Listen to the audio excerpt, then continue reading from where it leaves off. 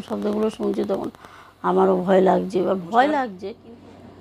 আজ আবার চলে এলাম আমরা একদম নতুন ধরনের ভিডিও নিয়ে। মানে মানুষ যদি এই ভৌতিক ব্যাপারে পড়ে বা ভূত যদি মানুষের পেছনে লাগে বা এরকম পেত আত্মা বা নেগেটিভ এনার্জি যদি মানুষের পেছনে লাগে, তো কি হতে পারে, তার সঙ্গে কি হতে পারে, পুরো ব্যাপারটা আমার বোন আছে, ওনার কাছ থেকে আমি আগেই গল্পটা শুনেছি, পুরো যে কী হয়েছিল পুরো ব্যাপারটা শোনার পরে আমি চিন্তা করলাম যে ব্যাপারটা তাহলে শেয়ার করা যাক সবার সঙ্গে। খুবই একটা ভৌতিক ঘটনা, আর ভীষণ মানে এটা কোনো মানে লোকের থেকে শোনা বা চোখে দেখা নয়, এটা ওর সঙ্গে নিজের সঙ্গে ঘটে যাওয়া একটা ভীষণ বড় ব্যাপার। আসুন তাহলে শোনা যাক ওর মুখের থেকেই। তনুশ্বরী শুরু কর, সবাইকে শেয়ার কর ব্যাপারটা। ব্যাপারটা হয়েছিল, আমরা যখন ভাড়া থাকতাম না, তখন আমাদের মানে বাড়ি ছিল না, তো ভাড়া থাকতাম সেই সময়কার, মানে তখন হয়তো 9-10 সাল, 2009 বা হ্যাঁ 2009 বা 9, হ্যাঁ 9 কি 10 হবে, 10 হবে না, 9ই ধরো, 9ই হবে। তো আমরা একটা বাড়িতে ভাড়া ছিলাম, তো সেখান থেকে একটা ফ্ল্যাটে ভাড়া উঠে গেলাম। তার আগে আমি একটা কথা বলতে চাই তোকে, তুই এই যে মেকআপটা করেছিস আজকে খুব সুন্দর লাগে তোকে। আর মেকআপটা আমার মেয়ে করে দিচ্ছে। তো যাই হোক, এবার ফ্ল্যাটে ভাড়া গেছিলাম, হ্যাঁ ভাড়া গেছিলাম। তো সেই সময় যখন আমরা যখন ফ্ল্যাটটা দেখতে গেছিলাম, মানে ধর বাবা, আমি, মা দেখতে গেছিলাম, তো জায়গাটা প্রথমে মানে কেমন একটু ফ্ল্যাটের যে ইয়েটা অন্ধকার, একটু সিঁড়ির দিকগুলো একটু অন্ধকার অন্ধকার লেগেছে। বাট যখন ফ্ল্যাটের রুমে গেছি তখন রুমগুলো বড় বড় দেখে, যে বেশ বড় বড় রুম আছে, তো সেই ক্ষেত্রে আমার মনে হয়েছে যে আমাদের যা লোকজন বা যা জিনিসপত্র আমার এখানে আসলে সুবিধা হবে, তার জন্য ফ্ল্যাটটায় গেলাম। তারপর আমাদের মানে সামর্থ্যর মধ্যে ভাড়া দিতে পারবো সেই বুঝে ফ্ল্যাটটা ভাড়া নিলাম। তো ভাড়া নেওয়ার পর এবার কি হয় না, ধর ফ্ল্যাটে তো আরও লোকজন আছে, তো আমরা যখন আসতাম, আমার মেয়ে তখন ছোট, ধর স্কুল থেকে মেয়ে আসতে, মা নিয়ে আসতে, আমি যাচ্ছি বিকালে, বাবা যাচ্ছে রোজই মন্দিরে, মেয়েকে নিয়ে মা যেত বা আমিও গিয়ে বসতাম। তো ওই আসা যাওয়ার পথে সবাইকে দেখতাম, কেউ সিঁড়ি দিয়ে, মানে লিফট ছিল না ফ্ল্যাটটায়, লিফট ছিল না, তো কেউ দেখতাম কেউ উঠছে, কেউ নামছে, আসা যাওয়ার পথে দেখতাম আরও যারা থাকে, তো সবাই দেখতাম একটা একটা অদ্ভুতভাবে আমাদের ঘর থেকে যখন আমরা বেরোতাম, অদ্ভুতভাবে সবাই এটা তাকিয়ে থাকতো। হ্যাঁ হ্যাঁ। তো এবার সেই সময় কী হয়েছিল না, আমরা একটা হচ্ছে ফ্ল্যাটে ওই ফার্স্ট টাইম থাকা, সেকেন্ড হচ্ছে আমাদের যেহেতু ছোটোর থেকে গ্রামের দিকে বাড়ি, তো আমরা একটু সবার সাথে মিশতে চাইতাম, কিন্তু দেখতাম কেউ আমাদের মানে এড়িয়ে চলছে সবাই। তো প্রথমে ভাবলাম যে হয়তো আমাদের মানে অবস্থা দেখে হয়তো কেউ মিশতে চাইছে না, সব আমাদের থেকে বেশি ভালো অবস্থাপূর্ণ লোকজন, তো হয়তো তার জন্য তো অতটা গুরুত্ব দিইনি। তারপর দেখতাম বাড়িওয়ালা থাকতো একদম গ্রাউন্ডে। এবার যতবার হ্যাঁ ওনার যে একদম নিচে, তো বাড়িওয়ালার এক ছেলে ছিল আর বাচ্চা আর হাজব্যান্ড ওয়াইফ, এই হচ্ছে আমাদের ফ্যামিলি। তো যতবার আমি বা মা আমরা নিচে নামছি দেখতাম বাড়িওয়ালা বউটা দরজাটা খুলে জাস্ট একটু উঁকি দিত, নয় বাইরে কিছু করতে আসতো, মানে খেয়াল রাখতো যে কারোর সাথে। ওই জিনিসটা প্রথমে বুঝতাম না যে কেন হয়তো আমাদের জন্য বেরিয়ে আসতে, সেটা বুঝতাম না।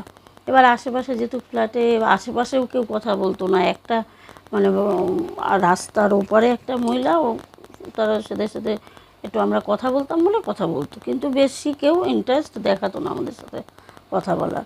আর সেই সময় আমরাও আমাদের মুডে ছিলাম। তো ফ্ল্যাটে আমার মেয়ে ছোট ছিল বলে ফ্ল্যাটে একটা বউ তার বাচ্চা নিয়ে গান টান শেখাতে যেত, তো মেয়ের ওই পাকা পাকা কথা দেখে একটু অর্ধেক হাই হ্যালো কথাবার্তা যেরকম হয় মা সাথে সাথে বলাতে বলতো। তো মেয়ের জন্মদিন, 5 বছরের জন্মদিন করলাম, কেউ আসেনি ফ্ল্যাটের থেকে, কেউ আসেনি, এমন বাড়িওয়ালাও আসেনি। ওই বউটা মানে মা ধর জন্মদিনের দিন মা যতবার নিচে নামছে, কিছু কিনতে যাচ্ছে, করতে যাচ্ছে, ওই বউটার সাথে দেখা হলেই মা বলতো তুমি আসছো তো, আসবে কিন্তু, মানে এই যে বলার, এবার ধর আমার সাথে দেখা হচ্ছে আমিও বলছি, এবার ধর বাবার সাথে দেখা হচ্ছে বাবাও বলছে, এই করে করে কী হয় আমাদের সবার বলার ফোর্সে উনি এসেছিল, ওনার মেয়েকে নিয়ে 1 সেকেন্ড দাঁড়িয়েছে, কেকও খায়নি, জাস্ট এসে গিফটটা দিয়ে ওকে একটু মুখে একটু ইয়ে করে চলে গেছে। তো তখন একটু ইয়ে লাগলো যে বাবা, দুঃখ লাগলো। হ্যাঁ, যে এত ইয়ে, ঠিক আছে চলো, আমাদের আত্মীয় স্বজন সবাই এসছে, সবাই করেছে, বা তার মধ্যে যখন আমরা মানে থাকা থেকে শুরু করে ফার্স্ট দিন তো সবাই ক্লান্ত, ঘুমিয়ে পড়েছি, তারপর থেকে শুরু করে একটা না যে ডাইনিংটা ছিল, ডাইনিংটা বড় ছিল, তো ডাইনিংটা দিয়ে এবার ওই পাশে ঘরে ভাই শুচ্ছে, বাবা শুচ্ছে, আর এই দিকের ঘরে আমি আছি, মা আছে, মেয়ে আছে। তো আমার কেমন একটা ভয় লাগতো, ডাইনিংটা আমি একা আসতে পারতাম না, আচ্ছা।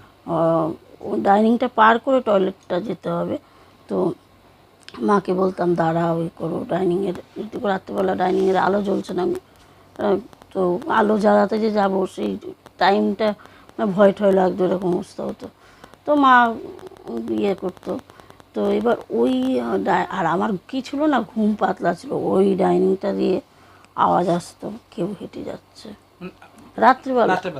মানে দিনের বেলা এরকম কোনো অ্যাক্টিভিটি ছিল না, দিনের বেলা একটা কিরকম খাকা করতো, মানে দুপুর টাইমটা হলেই ধর চারিদিক নিরিবিলি শান্ত, আর ফ্ল্যাটে তো বেশি শান্ত একটু ইয়ে থাকে, দুপুরবেলাটা এখন খাকা করতো। আচ্ছা।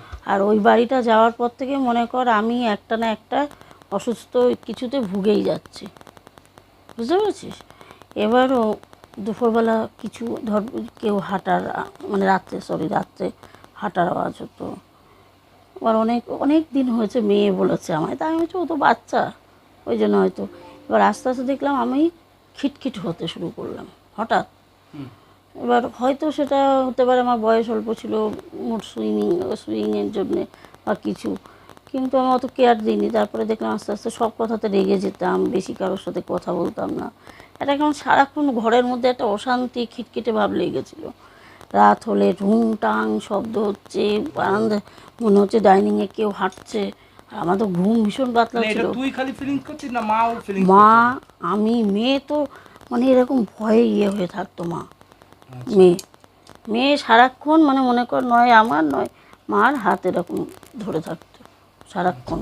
এবার আমরা ও বাচ্চা বলে অতটা আমরা কেয়ার দিইনি, ভেবেছি বাচ্চা, কিন্তু আমার সাথে যখন জিনিসগুলো হচ্ছে, আমি যখন শব্দগুলো শুনছি তখন আমারও ভয় লাগছে। এবার ভয় লাগছে কিন্তু অতখানি তখনও অতটা ভয় লাগছিল না। তারপরে একটা টাইম গিয়ে খুব জিনিসটা বেড়ে গেল, বেড়ে যাওয়াতে খুব খিটখিট করতে লাগলাম, খুব এই ওই সেই শব্দ হচ্ছে, বিভিন্ন রকম প্রবলেম হচ্ছে ঘরে, পুজো টুজোতে বাধা আসছে, বুঝতে পারছিস, ঠাকুরকে দেওয়ায় বাধা আসছে, বিভিন্ন রকম, মানে আমরা কেউ সুস্থ মস্তিষ্কে নেই, সবারই মাথা যেন তেতে আছে, এরকম অবস্থা।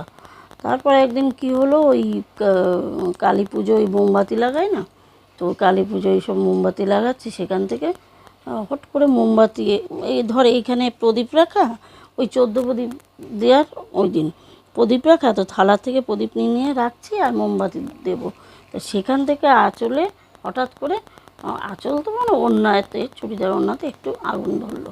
ভাগ্যি ভালো মেয়ে দেখতে পেয়েছিলো, তাড়াতাড়ি ওটা ছেড়ে দিয়ে জল ঢেলে দিয়েছিলাম। মানে ওদিন যদি আমি ওটা না দেখতে পেতাম তাহলে ওই দিন পুরো মেয়ে, আগুনটা ধরলো কিভাবে তুই বুঝতেই পারিস না? আমি বুঝতে পারিনি, থালাটা এই পাশে, তো আমি ওই দিতে দিতে এগিয়ে যাচ্ছি, এবার ওড়নাটা এরম ফেলেছি, ওড়নাটা গিয়ে একদিকে ওড়না ছোটো হয়ে গেছে, একদিকে লম্বা হয়ে গেছে, ওড়নার আঁচলটা গিয়ে একটা প্রদীপের পরে পড়েছে হঠাৎ। তো মানে পড়েছে, কিন্তু ওটা পড়ার কথা ছিল না, অনেক দূরে ছিল থালাটা, কিভাবে কি হলো বুঝলাম না। তো তারপর এই বিভিন্ন রকম মানে অসুবিধা চলেছে। এবার যখন আমরা ওই ফ্ল্যাটটা ছেড়ে দেওয়ার ডিসিশান নিলাম, ছেড়ে যখন আমরা আসছি, যেদিন আমাদের জিনিসপত্র সব তোর মানে চলে গেছে, আমরা একটা বাড়ি ভাড়া নিয়েছি, তো ভ্যানে লাস্ট ভ্যান যাবে, তো আমি নিচে দাঁড়িয়ে আছি যে এবার লাস্ট ভ্যান যাবে, তার সাথে আমিও বেরিয়ে যাব। তখন পাঁচিলের ওই পারে যে বাড়িটা, তো ওই বাড়ির একটা বউ আমাকে বলছে, ওই বাড়ির বউমা আর কি, ও তাকিয়ে এদিক ওদিক তাকিয়ে, তখন বাড়িওয়ালা কিন্তু দরজা খুলে বেরোয়নি, যেহেতু আমরা চলে আসছি, তো উনি আর বেরোয়নি। তো ওই বউটা আমায় তখন বলছে যে এখানে তোমরা ছিলে, এখানে এই ঘরটায় কেউ ভাড়া থাকতে পারে না, একটা বউ ভাড়া এসছে, তার হাজব্যান্ড সুসাইড করেছে, তার কারণ এখানে একটা হাজব্যান্ড ওয়াইফ থাকতো। তো ওনাদের কোনো বাচ্চা কাচ্চা ছিল না, এবার দুজনে চাকরি করতো, ঝগড়া হতো, প্রচুর মানে অশান্তি হতো। তো হাজব্যান্ডটা ওই বউয়ের টর্চারে উনি সুসাইড করেছিল। এবার তারপর অনেক দিন বন্ধ ছিল, ওই ফ্ল্যাটটা আর ভাড়া দিত না। তারপরে একজন হাজব্যান্ড ওয়াইফ থাকতে এসতে তারপরও ওরকম সুসাইড করেছে, মানে এরকম ব্যাপার সুসাইড করেছে। তারপরেও এরা আবার আমাদের ভাড়া দিয়েছে না বলে, এমন ভাড়া দিয়েছে প্লাস আশেপাশের লোক যাতে আমাদের সাথে না বলতে পারে, না কথা বলতে পারে, সেই ব্যবস্থা করে রেখেছে। এবার বউটা তখন আমায় বলছে, তুমি এখন বলছো? তো বলছে যে কী বলবো, যখনই দেখি তোমরা বেরোচ্ছ, তোমার বাড়িওয়ালা দিদিকে দেখি, ওই জন্য তো বলতে পারি না, খুব ডেঞ্জার, ঝামেলা করবে। এখন সেই বাড়ি পুরো সিল করে দিয়েছে, মানে পুলিশের থেকে সিল করে দিয়েছে যাতে ভাড়া না দিতে পারি। মানে এরকম মর্মান্তিক মানে পরপর দুটো। আর আমরা ওখানে মানে যদি ভাবতে যাই যে আমরা ওই বাড়িতে ছিলাম, তার মানে আমরা যে আওয়াজগুলো পাচ্ছিলাম সেগুলো সব মানে একদম বুঝতেও পারিস না, আগে তো জানতিস না। ব্যাপারটা কি ছিল, হয়তো আমাদের অনেক বড় ক্ষতি হতে পারতো, আমাদের সাথেও কিছু ঘটতে পারতো, কিন্তু আমাদের হয়তো গুরু সহায় ছিল, দীক্ষা নেওয়া, তার জন্য গুরু সহায় ছিল, কিছু হতে পারিনি, বেরিয়ে গেছে। মানে মানুষের যখন এরকম অনেক যতদিন ওখানে ছিলাম মানে একটা না একটা বাধা বিপত্তি, রোগ শোক সব কিছু, সবার মাথা গরম লেগেই ছিল, ঘরে একটা কিরকম খাকা হাহাকার টাইপের লেগেছিল। ওখান থেকে চলে গেলাম, তারপর সব ঠিক, আস্তে আস্তে সব ঠিক, সবাই শান্ত, সবাই নর্মাল লাইফ, যে যার লাইফে ব্যস্ত, সব নর্মাল আছে, কারোর সাথে কারো ক্যাচাল গিয়ে কোনো কিছু না হচ্ছে না। মানে ওখানে যতদিন ছিলাম শান্তি করে থাকতে পারিনি, প্রত্যেকদিন কিছু একটা লেগেই থাকতো। এরকম আরও অনেক ভাড়া বাড়িতে যখন থেকেছি, এক একটা বাড়ির এক এক রকম।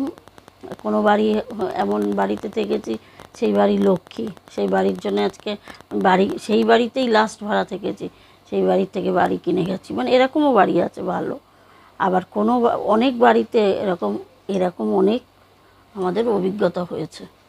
এটা তো ফ্ল্যাটে অনেক জায়গা থাকে, অনেক প্লেস এরকম থাকে, হন্টেড এরিয়া, মানে ভীষণভাবে বাজে জিনিস, মানে এগুলো লোকে না বললে বিশ্বাস করবে না, কিন্তু যাদের সাথে হয় জিনিসটা সেই বলতে পারে যে কী মারাত্মকভাবে সেই সময় মানে প্রত্যেকটা রাতে ঘুমাতে না পারা, আওয়াজ পাওয়া, মেয়েটা রাতের থেকেই হতো, রাতে হতো, আর দুপুরবেলাটা আওয়াজ হতো খুব কম, কিন্তু খুব খা করতো দুপুরবেলাটা, একটা কেমন বিশ্রী টাইপের একটা লাগতো দুপুরবেলাটা, যেন ঘরটার মধ্যে যেন সে হয় না মরা বাড়ির মতো, যেরকম একটা শোক বাড়ি সেরকম। কোনোদিন কিছু চোখে পড়েনি?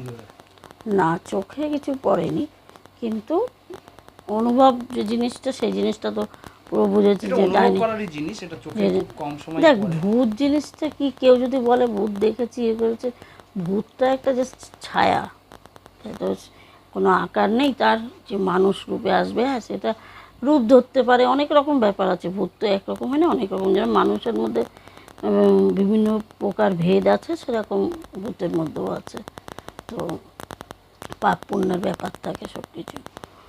তো সেই সময় মানে ওই যে কেউ হেঁটে যাচ্ছে, কেউ আওয়াজ করছে, টুংটাং বাসনের আওয়াজ হচ্ছে, এগুলোতেই মানে ভয়ে শিউরে থাকতাম। সেটাই, এগুলো হতে থাকে, অনেক এরকম জায়গা আছে, এরকম হয়। ঠিক আছে, তো আজকের তোর অভিজ্ঞতা শুনে খুবই ভালো লাগলো। তো আমার বোনেরও একটা চ্যানেল আছে ইউটিউবে, হ্যাঁ, আপনারা সবাই একটু সাপোর্ট করুন, সবাই ওকে একটু, চ্যানেলটা নিয়ে খুব টেনশনে আছে, একটু সাবস্ক্রাইব করুন একটু ভিউজ বাড়ানোর জন্য চ্যানেলটা। তো ওর চ্যানেলটার লিঙ্ক আমি আমার ডিসক্রিপশন বক্সে দিয়ে দিচ্ছি, প্লিজ সবাই মিলে একটু ওকে সাপোর্ট করুন, প্লিজ আমার অনুরোধ।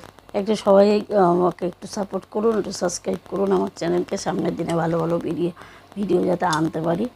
তো আপনাদের সাপোর্টটা একটু দরকার। তো নমস্কার।